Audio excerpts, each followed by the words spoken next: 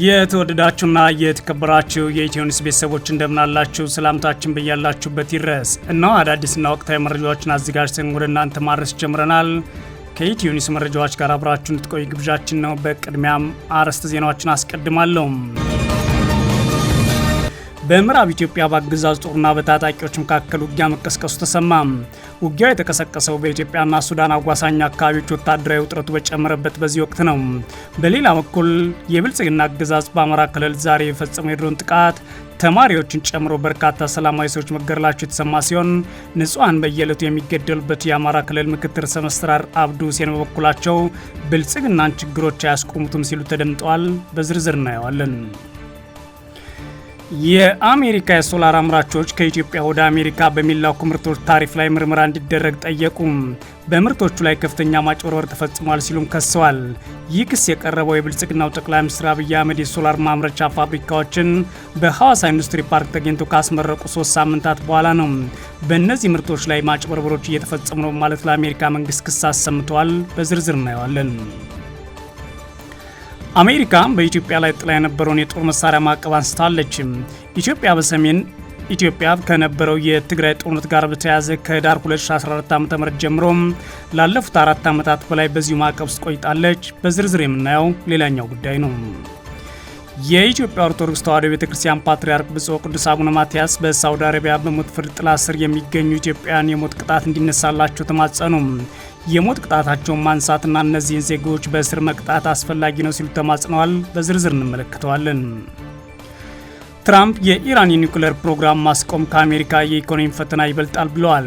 የአሜሪካ ጦር ደግሞ ከኢራን ጋር የተደረሰውን የተኩስ አቁም ስምምነት ፈርሶ ዘመቻ የሚቀጥል ከሆነ ስያሜውን ለመቀየር እያሰበ መሆኑ ተሰምቷል።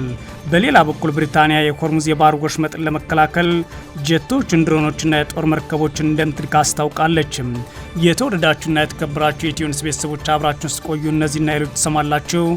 መልካም ቆይታ ይሁንላችሁ። በምዕራብ ኢትዮጵያ በአገዛዙ ጦርና በታጣቂዎች መካከል አዲስ ውጊያ ተቀስቅሷል። በዚህ በኢትዮጵያና ሱዳን አዋሳኝ አካባቢዎች ወታደራዊ ውጥረት በጨመረበት ወቅት ነው ይህ ውጊያ የተቀሰቀሰው።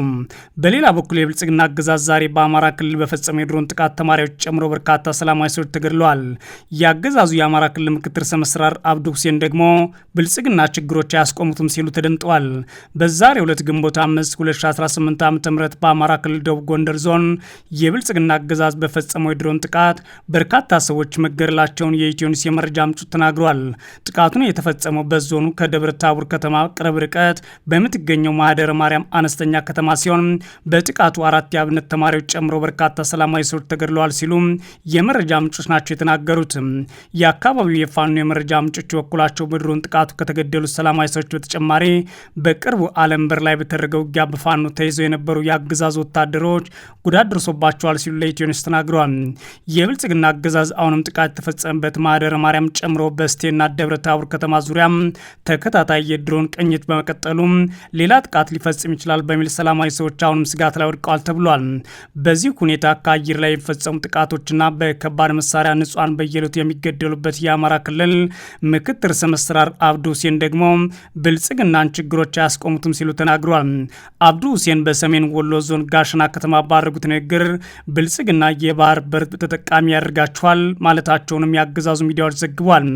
ላለፉት 3 ዓመታት በጦርነት ውስጥ የሚገኘው የአማራ ክልል በምክትልነት የተሾሙት አብዱ ሁሴን ብልጽግና ችግሮች አያስቆሙትም ሲሉ መደመጣቸው በአንድ በኩል ችግሮች ምራቸውን ያመኑ ቢሆንም በሌላ በኩል ደግሞ ችግሮች ይቀጥላሉ፣ እኛም በስልጣናችን እንቀጥላለን ማለታቸው ሆኖባቸዋል።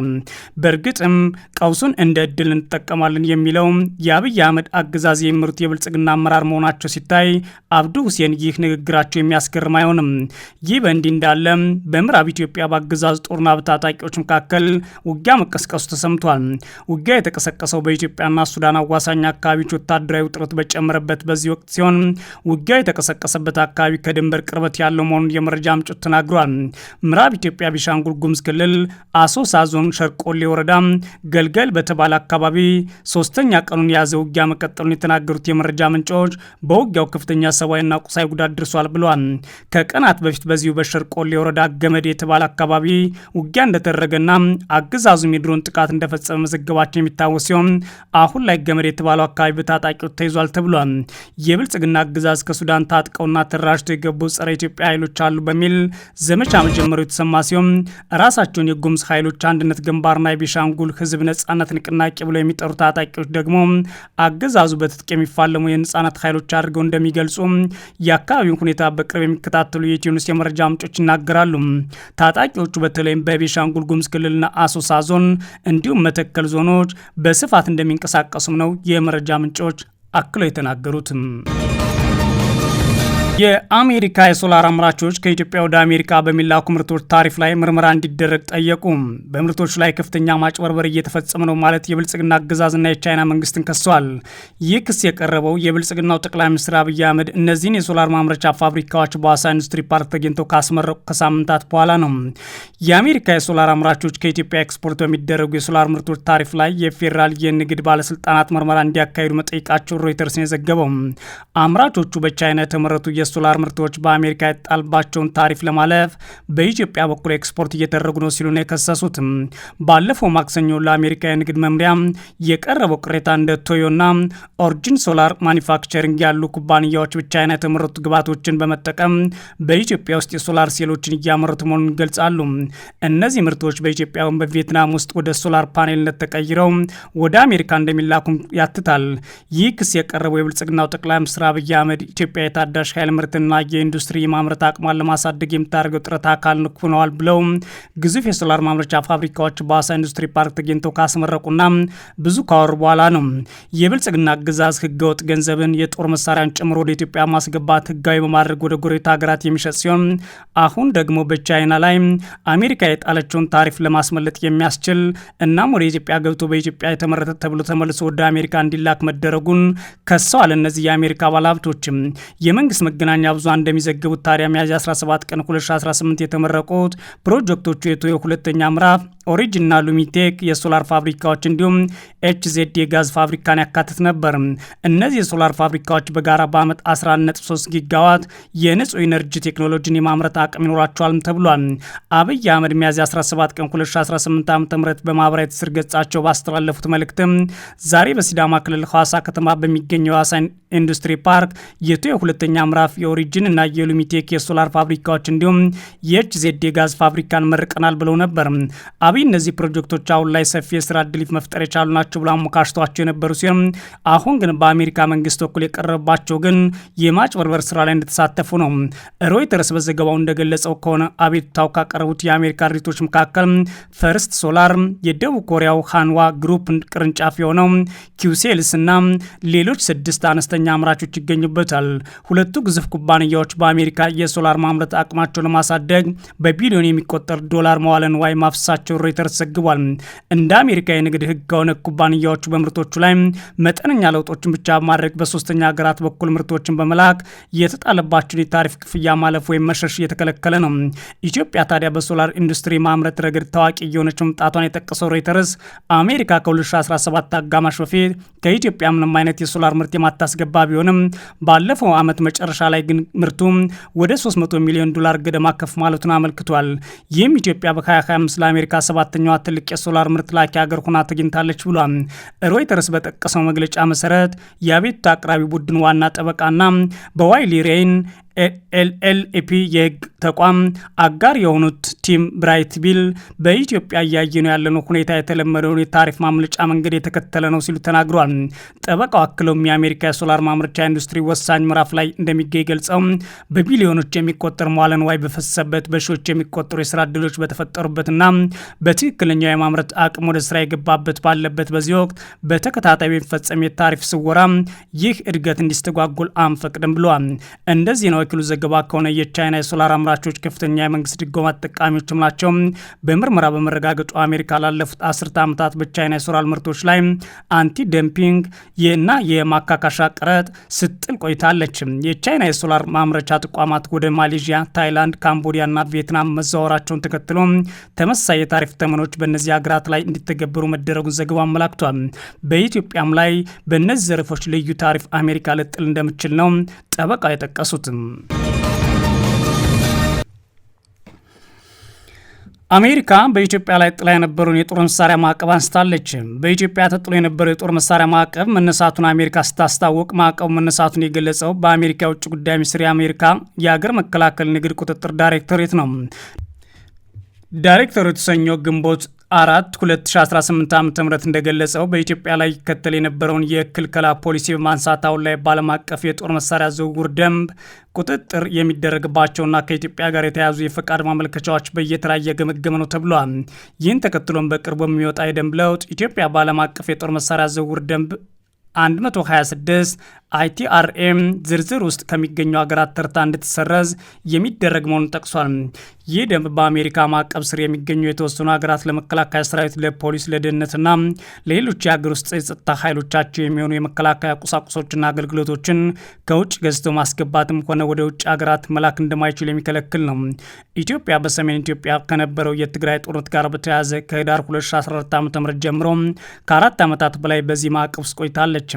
አሁን ላይ ኢትዮጵያ ከጥቂት ዓመታት በፊት የጦር መሳሪያ በብዛት የጦር መሳሪያ የምትገዛው ከሩሲያ፣ ቻይና፣ ቱርክ፣ የተባበሩት አረብ ኤምሬትስና ኢራን መሆኑን የተለያዩ መረጃዎች ያሳያሉ ይላል ቢቢሲ።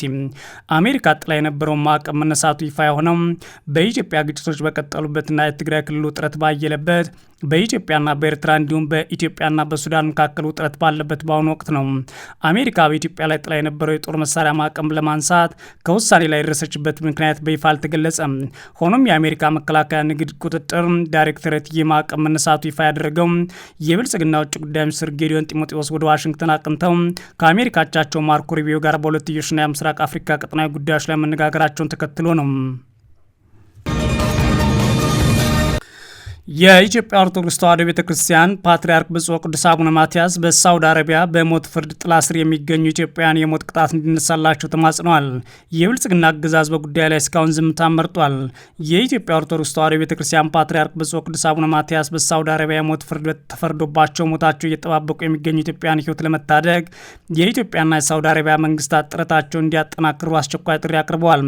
ፓትርያርኩ ይህን ጥሪ ያቀረቡት በሳውዲ አረቢያ የሚገኙ ኢትዮጵያውያን የህግ ሂደት ጥሰት እየተፈጸመባቸው ነው የሚሉ ስጋቶች የጨመሩበትና የሞት ፍርዱም ሊፈጸም እንደሆነ የሚጠቁሙ ዘገባዎችና ዓለም አቀፍ ሪፖርቶች በወጡበት ነው። ቅዱስነታቸው ግንቦት 4 ቀን 2018 ዓ.ም ከአዲስ አበባ አስተላለፉት አባታዊ መልእክት በሳውዲ አረቢያ እስር ቤት የሚገኙ ኢትዮጵያን በሞት ጥላ ስር የሚገኙ ድምፅ አልባ ልጆች ሲሉ የገለጿቸው ሲሆን አፋጣኝ ዲፕሎማሲያዊና ሰብአዊ ጣልቃ ገብነት እንዲደረግ ጠይቀዋል።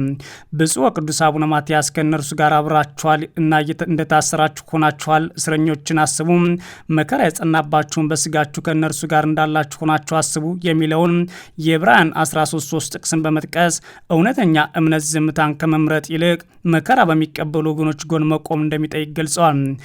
እረኛ በመንጋ ውስጥ ያለች አንዲት በግ ስትጠፋ ወይም ለአደጋ ስትጋለጥ ዝም እንደማይል ሁሉ እኛም የተሻለ ሕይወት ፍለጋ በተሰደዱበት ሀገር በሞት ጥላ ስር ሆነው ለፍትህ የሚጮውና ቀናቸውን በጭንቀት የሚቆጥሩ ድምፅ አልባ ኢትዮጵያ ልጆቻችን በሳውዲ አረቢያ ምድር የጅምላ ግድያ ሊፈጸምባቸው እንደሆነ ከተለያዩ መገናኛ ብዙሃን ሰምተናል ነው ያሉት ብፁዕ ወቅዱስ አቡነ ማትያስም።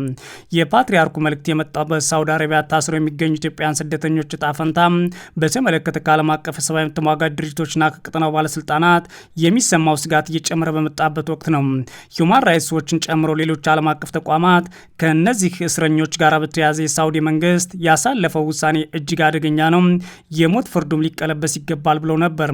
ቅዱስነታቸው የኢትዮጵያ መንግስት በቀጥታ በመጥቀስ የሞት ፍርዱ እንዲቀለበስና ታሳሪዎች ወደ ሀገራቸው የሚመለሱበት መንገድ እንዲመቻች ከሳውዲ ባለስልጣናት ጋር ከፍተኛ ደረጃ ውይይት እንዲደረግም ጠይቀዋል።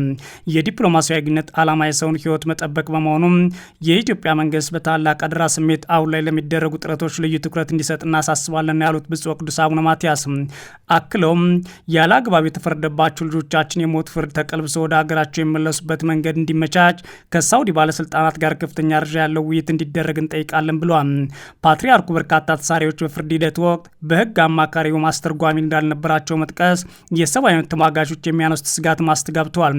ቅዱስነታቸው በማያውቁት ቋንቋና ባልተረዱት የህግ ሂደት የሞት ፍርድ የተፈረደባቸው እነዚህ ወገኖች መከራ ዓለም አቀፍ የሰብአዊ መብት ተሟጋች ድርጅቶች እንዲመለከቱት ይህንንም ኢፍትሐዊ በሆነ በመቃወም የንጹሃን ህይወት እንዲታደጉ ድጋሚ ጥሪ እናቀርባለን ብለዋል።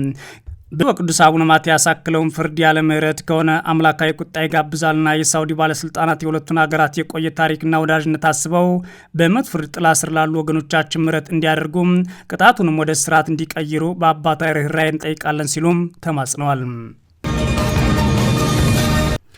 የአሜሪካ ፕሬዝዳንት ትራምፕ የኢራን የኒውክሌር ፕሮግራም ማስቆም ከአሜሪካውያን የኢኮኖሚ ፈተና ይበልጣል አሉ። በሌላ በኩል የአሜሪካ ጦር ከኢራን ጋር የተደረሰው የተኩስ አቁም ስምምነት ፈርሶ ዘመቻ የሚቀጥል ከሆነ ስያሜውን ለመቀየር እያሰበ መሆኑ ተዘግቧል። ብሪታንያ ደግሞ የሆርሙዝ ወሽመጥን ለመከላከል ጄቶች፣ ድሮኖችና የጦር መርከቦችን እንደምትልክ አስታውቃለች። የአሜሪካው ፕሬዝዳንት ዶናልድ ትራምፕ ማክሰኞ ዕለት የአሜሪካውያን የፋይናንስ ችግር የኢራን ጦርነት ለማስቆም በሚያደርጉት የድርድር ውሳኔ ላይ ምክንያታዊ አይደለም ብለዋል። ትራምፕ ቴህራን የኒውክሌር ጦር መሳሪያ እንዳይኖራት ማድረግ ቅድሚያ የሚሰጠው ጉዳይ መሆኑን ለጋዜጠኞች ተናግሯል። ጋዜጠኞቹ አሜሪካውያን ጦርነት ተከትሎ እየደረሰባቸው ያለውን የኢኮኖሚ ጫና ምን ያህል ከስምምነት እንዲደርሱ ግፊት እንዲያደርግ ሲጠይቁ ትንሽ እንኳን ተጽዕኖ አያደርግም ብለዋል። ዶናልድ ትራምፕ ቅድሚያ የሚሰጡት ኢራን የኒውክሌር ጦር መሳሪያ እንዳይኖራት ማድረግ መሆኑን ተናግረው የአሜሪካውያን ፋይናንስ ችግር ጦርነቱን ከማቆም በሚያሳልፉት ውሳኔ ላይ ተጽዕኖ አይኖረውም ብለዋል። የፕሬዝዳንቱ አስተያየት እንዲያብራሩ የተጠየቁት የዋይት ሀውስ ኮሚኒኬሽን ዳይሬክተር ስቲቭ ቺዩንግ ትራምፕ ዋነኛ ኃላፊነታቸው የአሜሪካኖችን ሰላምና ደህንነት ነው፣ ኢራን የኒውክሌር ጦር መሳሪያ ሊኖራት አይችልም፣ እርምጃ የማይወሰድ ከሆነ እስካሁን ይኖራቸዋልና አሜሪካውያን ያስፈራሩ ነበር ብለዋል። በሌላ በኩል አሜሪካና እስራኤል ቴህራን ላይ ጦርነት ከከፈቱ በኋላ በዩናይትድ ስቴትስ የነዳጅ ዋጋ ጭማሪ ዜጎችን እያንገላታ መሆኑና ግሽበትም ተፈጥሯል። የአሜሪካ ጦር ፔንታገን የኢራን ጦርነት ስያሜ ኦፕሬሽን ስሌጅ ሃመር በሚል ለመቀየር እያሰበ መሆኑን ተዘግቧል። የአሜሪካ ጦር ከኢራን ጋር የተደረገው የተኩስ አቁም ስምምነት ፈርሶ ዘመቻው የሚቀጥል ከሆነ ስያሜውን ለመቀየር እያሰበ መሆኑን ኤንቢሲን የዘገበው። የአሜሪካ ባለስልጣናት ዶናልድ ትራምፕ ጦርነቱን በድጋሚ እንዲጀምር የሚፈቅዱ ከሆነ የዘመቻው ስያሜ ኦፕሬሽን ስሌጅ ሃመር ተብሎ ሊቀየር እንደሚችል ተናግረዋል። አሜሪካ ኢራን ላይ ወታደራዊ ዘመቻዎችን የካቲት 21 2018 ከእስራኤል ጋር በመሆን ስትጀምር ኦፕሬሽን ኤፒክ ፊሪ ስትል ሰይመው ነበር። ለዘመቻው ኮንግረስ በ60 ቀናት ውስጥ ይሁንታውን ሲሰጥ ስላልቻለ ለፔንታጎን በአዲስ ስያሜ ዳግም ጦርነቱን ለመጀመር እያሰበ መሆኑን የተሰማው። በሌላ በኩል ብሪታንያ በሆርሙዝ የባህር ወሽመጥ ላይ የሚደረግ የመርከቦች እንቅስቃሴ ለመጠበቅ በተዘጋጀ የጋራ ተልዕኮ ላይ ድሮኖችን፣ ተዋጊ ጀቶችና የጦር መርከቦችን እንደምታዋጣ አስታውቃለች። የመከላከያ ሚኒስትሩ ጆኒ ሄሊ ማክሰኞ ዕለት በተካሄደው የመከላከያ ሚኒስትሮች ጉባኤ ላይ ዩኬ የምታደርገው ድጋፍ አድርገዋል። ይህ የዩኬ ባህር ኃይል ስምሪት የባህር ውስጥ ፈንጂዎችን ለመለየት የሚረዳ መሳሪያን፣ ድሮን ጀልባዎችና የአየር ቅኝቶችን ለማድረግ የሚያግዝ የጦር ጀቶችን ያካተተ ነው ብለዋል። ሁኔታው ሲፈጸም ወይም ሲፈቅድ ይጀምራል በተባለው በዚህ የሆርሙዝ መተላለፊያ ለመጠበቅ የሚደረገው ተልዕኮ ውስጥ ከ40 በላይ ሀገራት ይሳተፋሉ። ኢራን ለአሜሪካና ለእስራኤል ጥቃቶችን አጸፋ በዓለም ላይ ከፍተኛ የመርከቦች እንቅስቃሴ ከሚደረግባቸው መስመሮች አንዱ የሆነውን የሆርሙዝ ወሽመጥን ለወራት ዘግታለች። አሜሪካ በኩሏ ተመሳሳይ ምጣኔ ሀብታዊ ጫና በማሳደር አስባ በኢራን ላይ ወጪ ገቢ መርከቦችን አግዳለች። ይህም በመሆኑ አውሮፓና ሌሎች ሀገራት በአጠቃላይ በችግሩ ላይ መፍትሄ ለማምጣት እየመከሩ ነው። በአሁኑ ወቅት መካከለኛው ምስራቅ ከ1 ሺህ በላይ የዩኬ ወታደሮች የሚገኙ ሲሆን ይህም የጸረ ድሮና የፈጣን ውጊያ ጀቶችን ቡድኖችን እንደሚያካትት ሰምቷል። እነዚህን ጨምሮ በቀጠናው ላይ አዲስ ኃይል ለማሳተፍ እየጣረች እንደሆነ ብሪታንያ ተሰምቷል። ፈረንሳይም ተመሳሳይ እርምጃን ለመውሰድ እየተዘጋጀች ይገኛለች። የተወደዳችሁና የተከበራችሁ የኢትዮ ኒውስ ቤተሰቦች መረጃዎቻችን እነዚህ ነበሩ። መልካም ጊዜ እመኛለሁ።